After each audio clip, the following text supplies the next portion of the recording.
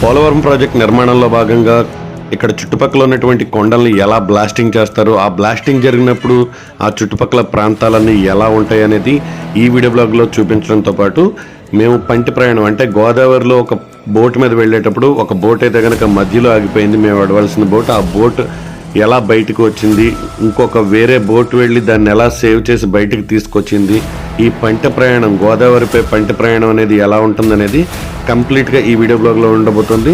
ఈ వీడియోని ప్రతి ఒక్కరు చివరి వరకు చూడండి. ఇంకా మన ఛానల్ని సబ్స్క్రైబ్ చేసుకునేవారు ఛానల్ని సబ్స్క్రైబ్ చేయండి. ప్రక్కన ఉన్నటువంటి బెల్ ఐకాన్ని ఆల్లో పెట్టుకోవడం ద్వారా మన ఛానల్ నుంచి వచ్చేటటువంటి ప్రతి వీడియో కూడా నోటిఫికేషన్ రూపంలో మీ మొబైల్లో రావడం జరుగుతుంది.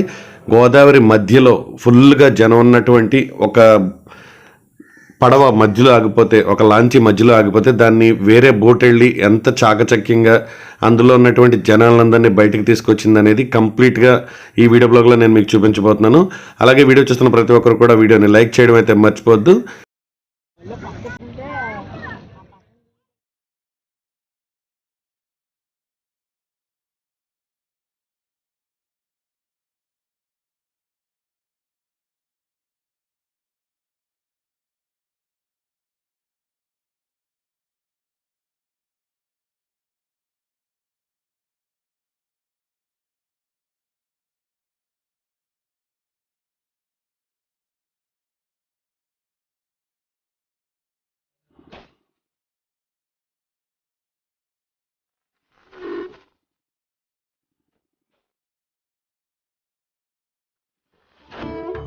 ఇప్పుడు మేము గోదావరి మీద వెళ్ళబోయే లాంచీ ఇదేనమాట. ఆల్రెడీ నా బైక్ అయితే లోపలైతే ఎక్కించేసాను, హెల్మెట్ ఉంది కదా, అదేనమాట మన బైక్. ప్రజెంట్ అయితే కనుక ఇంకా కొంతమంది వచ్చిన తర్వాత అయితే బోట్ అయితే స్టార్ట్ అవుతుందని చెప్పాడు. ప్రజెంట్ అయితే కనుక బోట్ అయితే స్టార్ట్ అయిపోయింది గోదావరి మీద. ఇక్కడ నుంచి అయితే కనుక వ్యూస్ అయితే నెక్స్ట్ లెవెల్లో ఉంటాయి. ఎందుకంటే లాంచీ మీద ఇలా బండిని ఎక్కించి ఇలా ప్రయాణం చేయడం ఫస్ట్ టైం అనమాట నాకు. సో ఎందుకంటే మనకి గోదావరి బ్రిడ్జ్ మీద నుంచి మనకి అటేప్ సైడ్ ఏదైతే లొకేషన్స్ ఉన్నాయో అవి చూడడానికి వెళ్ళడానికి పర్మిషన్ అయితే లేదని చెప్పాడు. దానివల్ల అయితే కనుక ఇక్కడ గోదావరి దగ్గర ఏర్పాటు చేసినటువంటి లాంచీల మీద ఆపోజిట్ లో చూడండి మీకు ఒక లాంచీ కూడా వెళ్తుంది. ఇప్పుడు మీరు చూస్తున్నటువంటి ఈ ఏరియా అంతా కూడా పోలవరం ప్రాజెక్ట్ లో భాగంగా ఉన్నది. అలాగే మీకు అక్కడ దూరంగా తెల్లగా ఒక కొండ అయితే కనపడుతుంది కదా, ఆ కొండనంతా కూడా బ్లాస్టింగ్స్ చేసేసి ప్రజెంట్ అది ఆ విధంగా ఉంది. ప్రజెంట్ ఈ బోట్ మీద ఉన్నటువంటి క్రౌడ్ అనమాట. ఎందుకంటే డైరెక్ట్ గా వాయిస్ ఓవర్ చెప్దామంటే ఆ బోట్ నుంచి వచ్చేటటువంటి సౌండ్ వల్ల నా వాయిస్ అయితే ఏమీ రికార్డ్ కాలేదు. అందువల్ల నేను ఈ వీడియోలోనైతే వాయిస్ ఓవర్ అయితే ఇస్తున్నాను. వీళ్ళని చూసినప్పుడు అయితే కనుక నాకు లైఫ్ ఇలా కూడా ఉంటుందా, ఇంత బాగుంటుందా అనిపించింది. ధర్మాకోల్ షీట్స్ మీద కూర్చుని చేపల వేట సాగిస్తున్నారు అనమాట ఇక్కడ ఉన్నటువంటి మత్స్యకారులు. ఈ గోదావరమ్మ తల్లిని నమ్ముకుని ఇలా ఎంతో మంది వారి జీవనం సాగిస్తూ ఉంటారు గోదావరి తల్లి మీద. అలాగే ఇప్పుడు మీరు ఈ బోట్లో చాలా రకాలైనటువంటి జనం అనమాట. రోజు వర్తక వ్యాపారాలు చేసుకునే వాళ్ళు కావచ్చు, ఇటు నుంచి అటు వెళ్ళి జాబ్ చేసుకునే టీచర్స్ కానీ ఎంప్లాయీస్ కానీ కావచ్చు, వాళ్ళ బైక్స్ అన్ని కూడా ఇక్కడ ఉన్నటువంటి లాంచీ మీద ఎక్కించి ఇటు సైడ్ అంటే ఉమ్మడి పశ్చిమ గోదావరి జిల్లా గట్టు నుంచి ఉమ్మడి తూర్పుగోదావరి జిల్లా సైడ్ వెళ్ళేటటువంటి లాంచీ అనమాట. ఇది చూడండి లోపల ఉన్నదనమాట, లేడీస్ క్యాబిన్ లోపల ఉంటుంది. సో వాళ్ళకు కూర్చోవడానికి అన్ని స్పెషాలిటీస్ ఉంటాయి. అలాగే మీకు దూరంగా ఒక టెంపుల్ కనపడుతుంది కదా, అది మహానందేశ్వర స్వామి టెంపుల్ అనమాట. ఆ మహానందేశ్వర స్వామి టెంపుల్ గురించి ఆల్రెడీ లాస్ట్ టైం మన ఛానల్లో ఒక వీడియో కూడా చేయడం జరిగింది. ఈ టెంపుల్ కి వెళ్ళేటటువంటి భక్తుల కోసం ఇక్కడైతే కనుక ఒక చిన్న హాల్ట్ అయితే ఉంది. భక్తులందరూ కూడా దిగి ఈ టెంపుల్ కి ఒక 500 మీటర్స్ ఉంటుంది. ఆ పైన మీకు ఒక టవర్ కింద కనపడుతుంది కదా, అక్కడ దాకా వెళ్లాల్సి ఉంటుంది. అలాగే మళ్ళీ వీళ్ళు కనుక వెనక్కి వచ్చేయడానికి మళ్ళీ బ్యాక్ ఈ బోట్ ఏదైతే ఉందో, ఈ లాంచ్ ఏదైతే ఉందో మమ్మల్ని అటే సైడ్ ఉన్న గట్టు మీద దింపేసిన తర్వాత మళ్ళీ ఇటు సైడ్ వచ్చిన తర్వాత వాళ్ళని తీసుకుని మళ్ళీ వెళ్ళి వాళ్ళు ఎక్కడికి వెళ్ళాలో అక్కడ దింపేస్తారు అనమాట. ప్రజెంట్ అయితే బోట్ ఇక్కడ ఉన్నటువంటి పర్యాటకులను ఇక్కడ దింపేసిన తర్వాత చూడండి ఒక అతను బోట్ ని తోస్తున్నాడు. అంటే జస్ట్ వాటర్ మీద ఏ వస్తువు అయినా చాలా తేలిగ్గా ఉంటుందన్న విషయం చాలా మందికి తెలిసిందే. సో తోసిన తర్వాత బోట్ అయితే ఆటోమేటిక్ గా స్టార్ట్ అయిపోద్ది అనమాట. ఇప్పుడు ఇక్కడ నుంచి మా ప్రయాణం అయితే కనుక ఈ మహానందేశ్వర స్వామి టెంపుల్ మళ్ళీ మీకు ఇక్కడ కనపడుతుంది చూడండి. ఇప్పుడు బ్యాక్ సైడ్ ఈ టెంపుల్ చుట్టూతా తిరుగుతుంది ఒక రౌండ్. ఎందుకంటే లోతు తక్కువగా ఉన్న నీళ్ళలో చాలా స్లోగా వెళ్తుంది కాబట్టి చూడండి మీకు దూరంగా టెంపుల్ కనపడుతుంది కదా, ఇది మహానందేశ్వర స్వామి టెంపుల్. ఇప్పుడు లోపల ఉన్నటువంటి లేడీస్ క్యాబిన్ అయితే ఇప్పుడు నేను చూపిస్తున్నాను. అలాగే డ్రైవర్ చూడండి అక్కడ ఒక చక్రాన్ని తిప్పుతూ ఉన్నాడు అనమాట. మొత్తం స్టీరింగ్ కంట్రోల్ అంతా కూడా ఇక్కడే లోపలే ఉంటుంది. ఈ లోపల ఉన్నదంతా కూడా కంప్లీట్ గా లేడీస్ క్యాబిన్. ఇందులోకి అయితే కనుక జెంట్స్ కి ఎలా ఉండదు అనమాట. అలాగే ఇప్పుడు మీరు చూసేది దూరంగా ఉన్నది పురుషోత్తపట్నం సైడ్, అంటే తూర్పు గోదావరి సైడ్ ఉన్నటువంటి గోదావరి గట్టు అనమాట. ఇప్పుడైతే మేము ఉమ్మడి పశ్చిమ గోదావరి జిల్లా సైడ్ నుంచి తూర్పు గోదావరి సైడ్కి అయితే వచ్చేసాం అనమాట గోదావరి మీద. ఇప్పుడు ప్రజెంట్ దీంట్లో ఉన్నటువంటి వాళ్ళు ఒక్కొక్కరుగా దిగిన తర్వాత బైక్ని దింపుకుని వెళ్ళిపోవాలి. అదే నా బ్యాగ్ అండ్ హెల్మెట్. ప్రజెంట్ అయితే నేను ఈ రోడ్డు మార్గం ద్వారా ఇక్కడ ఉన్నటువంటి గండి పోచమ్మ తల్లి టెంపుల్ అని చాలా ఫేమస్ టెంపుల్ అనమాట. దాన్ని కూడా అసలు ఈ పోలవరం ప్రాజెక్ట్ కన్స్ట్రక్షన్ స్టార్ట్ అయిన తర్వాత ఎలా ఉంటుందనేది ఈ మధ్యకాలంలో చూడలేదు. సో ఒకసారి చూద్దామని అయితే కనుక వెళ్తున్నాను. ఇక్కడ ఉన్నటువంటి రోడ్ తడిగా ఉండడానికి మీరు గమనించవచ్చు. ఎక్కువగా వెహికల్స్ తిరిగి డస్ట్ దుమ్ము అలాగే పైకి లేకుండా రెగ్యులర్గా దీన్ని తడుపుతా బ్లేడ్ పనులు చూడండి. ఇక్కడ బ్లేడ్ పని కూడా చేస్తున్నారు. రోడ్డు మీద ఏదైనా గతుకులు ఉంటే అన్నీ కూడా సమానంగా అయిపోవడానికి అనమాట. ఇక్కడ నుంచి నేను ఈ రోడ్ మీద మీకు పవర్ టెర్మినల్స్, అంటే నేను లాస్ట్ వీడియోలో కూడా నేను మీకు చూపించాను ఇక్కడ పవర్ టెర్మినల్స్ ఉన్నాయి అని చెప్పి. మన లాస్ట్ వీడియోలో మనం ఈ వీడియో కూడా పెట్టడం జరిగింది. అది మన ఛానల్ నుంచి అయితే మంచి రెస్పాన్స్ వచ్చిందని అనుకుంటున్నాను. అలాగే ఈ పవర్ టెర్మినల్స్ చూసేసిన తర్వాత నేను డైరెక్ట్గా ఇక్కడ నుంచి ఏదైతే ఈస్ట్ గోదావరి సైడ్ ఉన్నటువంటి ఈ గండిపోచమ్మ తల్లి టెంపుల్ దగ్గరికి అయితే వచ్చాను. ఈ టెంపుల్ అయితే కనుక ఎగ్జాక్ట్గా గోదావరి ఒడ్డునే ఉంటుందన్నమాట. కొంచెం హైట్లో ఒడ్డునే ఉంటుంది. ఈ పక్కన ఉన్నటువంటి కన్స్ట్రక్షన్స్ అన్ని పడగొట్టేసి ఇటు సైడ్ ఎత్తైన వాల్ అనమాట. ఎందుకంటే గోదావరి ముంపుకు గురైనప్పుడు వాటర్ అంతా టెంపుల్ లోపలికి వచ్చేసేది. అలా ముంపుకు గురవకుండా దాన్ని ఇప్పుడు కన్స్ట్రక్షన్ అయితే స్టార్ట్ చేస్తున్నారు.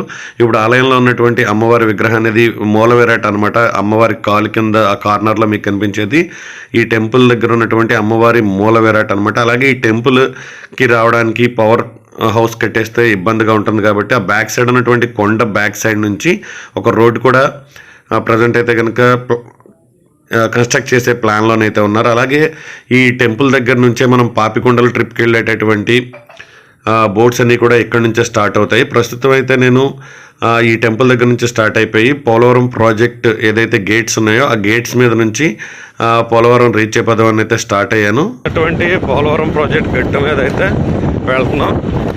ఫ్రంట్ అన్న చెక్ పోస్ట్ వస్తే కనుక మా నాన్న నీట్గా ఆపేసి వెనక్కి పంపించేస్తారు. ఎందుకంటే నేను వచ్చేటప్పుడు పంటి మీద అదే ఒక లాంచ్ మీద వచ్చాను ఇక్కడికి.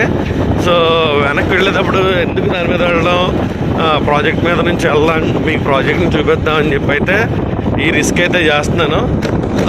సక్సెస్ఫుల్గా నేను బయటకు వచ్చేయాలని అయితే అనుకుంటున్నాను. ఎందుకంటే ఆల్మోస్ట్ ఇక్కడ క్రొక్లైన్స్ అయితే ఎక్కువగా వర్క్ చేస్తున్నాయి. ఆల్మోస్ట్ ఇక్కడైతే ఒక 2 కిలోమీటర్స్ ఆల్రెడీ వచ్చేసాను. ఒకవేళ ఆపాడు అనుకో నా పని మళ్ళీ ఫస్ట్కి వచ్చేది. అంటే మళ్ళీ ఫస్ట్కి వచ్చి మళ్ళీ పంటెక్కించి బండి మళ్ళీ బయటకు వెళ్ళాలి. నేను ఏదైతే చెప్పానో ఆ రోడ్లో ఫ్రంట్కి వెళ్ళిన తర్వాత చెక్ పోస్ట్ దగ్గర అయితే నేను ఆపేసి బ్యాక్ అయితే పంపించేశారు. అలా బ్యాక్కి పంపించడం వల్ల కూడా నాకు మంచి జరిగింది అనుకోవాలి. ఇందాక నేను వీడియోలో చెప్పినట్టు ఇక్కడ ఉన్నటువంటి మహానందేశ్వర స్వామి టెంపుల్ దగ్గర ఆ రోజు ఇక్కడ ప్రత్యేకమైన పూజలు జరగడం వల్ల అయితే కనుక జనం అయితే చాలా ఎక్కువగా ఉన్నారు. అలాగే ఇక్కడ అన్న సమారాధన కూడా జరిగింది. ఇక్కడ పెట్టినటువంటి పనస పొట్టు కూర అయితే ఎక్సలెంట్గా ఉంది. ఇప్పుడు మీరు కింద నేను చూపించాను కదా రాయి పైన వచ్చిందని చెప్పి, అది పర్వతం యొక్క శిఖరం అనమాట. ఈ ఆలయానికి ఒక ప్రత్యేకత ఉంది. ప్రపంచం మొత్తం మీద ఒకటే దేవాలయంలో ఒకటే పీఠంలో శివుడు కేశవుడు అంటే వెంకటేశ్వర స్వామి శివుడు ఉన్న ఏకైక టెంపుల్ ఇది ఒకటేనమాట. అలాగే ఇప్పుడు మీకు నేను చూపించిన టవర్ ఉంది కదా, ఈ టవర్ గురించి ఒక ప్రత్యేకమైన చిన్న కథ చెప్పొచ్చు. జానకిరాముడు నాగార్జున నటించినటువంటి జానకిరాముడు మూవీలో తీసిన షూటింగ్ ఈ టెంపుల్ దగ్గరే తీశారు. అలాగే ఇప్పుడు నేను మీకు వీడియో స్టార్టింగ్లో చెప్పాను కదా బ్లాస్టింగ్స్ అని, చూడండి ప్రాజెక్ట్ కన్స్ట్రక్షన్స్లో భాగంగా ఇక్కడ చుట్టుపక్కల ఉన్నటువంటి కొండల్ని భారీ భారీ బాంబులు పెట్టి ఎలా బ్లాస్ట్ చేస్తున్నారో. యాక్చువల్గా ఈ చిన్న టెంట్ దగ్గరికి వచ్చి నేను వెయిట్ చేసి ఆల్మోస్ట్ ఒక హాఫ్ అన్ అవర్ అయింది. హాఫ్ అన్ అవర్ అయినా కానీ బోట్ అయితే రావట్లేదు. చూడండి అక్కడ మీకు ఒక బోట్ అయితే వస్తుంది కదా, బోట్ అంటే మీకు లాంచీ వస్తుంది కదా, తిన్నంగా ఒక వైట్ లాంచీ గోదావరి మధ్యలో ఆగిపోయింది. అలాగే దాన్ని తీసుకురావడానికి ఇంకొక లాంచీ వెళ్తుంది అనమాట. అంటే ఏంటంటే ఒక లాంచీ అంటే దాని మీద మనం బండి ఎక్కించుకుని ఫస్ట్ నేను మీకు చూపించాను కదా పంటే అని చెప్పి, అప్పుడు మీకు దూరంగా నేను జూమ్ చేసి చూపిస్తున్నాను. అది మధ్యలో ఆగిపోయింది. ఎందుకు ఆగిపోయిందో ఏం తెలియట్లేదు. అటేపు కట్టు మీకు అక్కడ టెంపుల్ అని చెప్పాను కదా, మహానందేశ్వర స్వామి టెంపుల్ దగ్గర ఉన్నటువంటి జనం కూడా చాలా ఎక్కువ మంది వెయిట్ చేస్తున్నారు ఆ పంటి రావడం కోసం, దాన్ని ఎక్కి అటెప్పకి వెళ్ళడం కోసం. తీరా ఏ టెక్నికల్ ప్రాబ్లం వచ్చిందనేది మాకు ఈ టెంపు గట్టు మీద ఆల్మోస్ట్ మేము ఒక 2 hours వెయిట్ చేసాం, ఏమీ తెలియదు. ఈ 2 hours పాటు ఈ గోదావరిలో చాలా నాటకీయ పరిణామాలు జరిగినాయి. ఎందుకంటే ఆ పంట ఏదైతే ఉందో ఆల్మోస్ట్ అటు నుంచి గాలికి కొట్టుకుంటే ఇటు వచ్చేసింది అనమాట. ఎందుకు ఆగిపోయిందో ఎలా ఆగిపోయిందో ఏం తెలియలేదు. బట్ బయటకు వచ్చిన తర్వాత ఆ బోట్ డ్రైవర్ చెప్పింది ఏంటంటే, ఆ పుల్లి ఉంటుంది ఏదైతే, దాన్ని తిప్పే పుల్లి ఏదైతే ఉంటుందో ఆ పుల్లి చుట్టూతా కూడా ఈ వలలు వేస్తారు కదా చేపలు పట్టుకోవడానికి, ఆ చేపలు పట్టుకునే వలలన్నీ కూడా ఆ మిషన్ ఏరియా ఏదైతే ఉంటుందో ఆ పుల్లి ఏరియాని మొత్తం కంప్లీట్గా క్లోజ్ చేసేసి ఆ పుల్లిలో చిక్కుకుపోవడం వల్ల ఆ బోట్ ఎటు కూడా, ఆ లాంచ్ ఎటు కూడా కదలకుండా గోదావరిలో ఆ గాలికి ఆ వాటర్ మీద కదలడం వెళ్ళడం. అలాగే దాంట్లో ఉన్నటువంటి పర్యాటకులు అయితే కనుక చాలా గట్టిగా అరుస్తూ, అంటే ఎవరికైనా వాటర్ మధ్యలో బోట్ ఆగిపోతే ఎంత భయంకరంగా ఉంటుంది అనేది మీరే ఒకసారి ఊహించుకోండి, ఎక్స్పీరియన్స్ చేయండి అని అయితే నేను అన్న. కానీ లక్కీగా వేరే బోట్కి ఫోన్ చేసి వాళ్ళని కూడా త్వరగా రమ్మడం వల్ల వాళ్ళు ఒక 1/2 hour తర్వాత, అంటే అది ఆగిపోయిన 1.5 తర్వాత వాళ్ళు ఫోన్ చేయడం, ఆ టెక్నికల్ ప్రాబ్లం ఏదో కనుక్కున్న తర్వాత ఏదైతే ఇప్పుడు నేషనల్ ఫ్లాగ్ పెట్టి ఒక బోట్ వస్తుంది కదా, ఆ బోటు వెళ్ళి దీన్ని చివరికి తీసుకొచ్చే ప్రయత్నం అయితే చేసింది. నిజంగా అది బయటకు వచ్చే వరకు మేము అసలు ఇటు సైడ్ నుంచి అటు సైడ్కి వెళ్తామో లేదన్న భయం అనమాట. ఎందుకంటే ఆల్మోస్ట్ ఈవినింగ్ 4-4:30 అయిపోతుంది అనమాట. ఎంతసేపు వెయిట్ చేసినా కానీ అక్కడ లోపల ఏ టెక్నికల్ ప్రాబ్లం జరుగుతుందో తెలియదు. కానీ ఆ బోట్లో ఉన్న వాళ్ళు ఒక పక్కన అరుస్తూ ఉన్నారు. ఆల్మోస్ట్ మా దగ్గర నుంచి అది ఒక 1.5 to 2 kilometers డిస్టెన్స్లో వాటర్ మధ్యలో జరుగుతుంది ఆ సినారియో అంతా కూడా. అక్కడ ఏం జరుగుతుందో మాకు తెలీదు, దాన్ని అసలు ఎలా బయటకు వస్తుందో తెలియదు. బట్ లక్కీగా ఏంటంటే ఈ నేషనల్ ఫ్లాగ్ పెట్టి ఉన్నటువంటి ఈ బోట్ వెళ్ళిన తర్వాత బోట్కి సైడ్ రాడ్స్ ఉంటాయి కదా, ఆ రాడ్స్కి మొత్తం రోప్స్ అన్నిటిని కూడా కట్టేసి, ఈ చివరి నుంచి ఆ చివరి వరకు కూడా రాడ్స్ అన్నిటిని కూడా కట్టేసి దాన్ని బయటికి తీసుకొస్తున్నారు అనమాట. చూడండి, ఇప్పుడైతే ఎంతో దూరంలో ఉందా, నేను మీకు జూమ్ చేసి చూపిస్తేనే కానీ కనిపించలేదు. సో ఇప్పుడు దాన్ని కట్టేసి చాలా నెమ్మదిగా, ఎందుకంటే ఈ బోట్లోనూ జనం ఉన్నారు, ఈ బోట్లోనూ జనం ఉన్నారు. సో వాళ్ళని చాలా జాగ్రత్తగా బయటికి తీసుకురావడానికి అయితే ఈ బోట్ చాలా అడ్వెంచర్ చేసిందని చెప్పాలి. అలాగే మధ్యలో చూడండి చాలా వెహికల్స్ ఉంటాయి. నేను మీకు బోట్ ఆగిన తర్వాత ఆ వెహికల్స్ ఎలా బయటికి తెస్తారు చూడండి. మధ్యలో కట్లు కట్టేస్తారు, కనపడుతుంది కదా మీకు క్లియర్గా మధ్యలో కట్లు అయితే కట్టేశారనమాట. ఇప్పుడు బోట్ని లోడింగ్ పాయింట్, అన్లోడింగ్ పాయింట్ అంటారు కదా, ఇప్పుడు అన్లోడింగ్ పాయింట్ దగ్గరికి తీసుకొచ్చిన తర్వాత అసలైన సవాల్ ఉంటుంది. ఆ బోట్ని ఎలా పక్కకు పెట్టి అందులో ఉన్నటువంటి జనాన్నంతటిని కూడా ఎలా బయటికి తీసుకొస్తారు అనేది వెయిట్ చేసి చూడాలి. ఇది మేము నిజంగా ఇక్కడికి వచ్చినందుకు ఈ వీడియోలో మంచిగా క్యాప్చర్ అయిందని అయితే నేను అనుకుంటున్నాను. చూడండి, 2 బోట్స్లో కూడా ఫుల్గా జనం ఉన్నారు.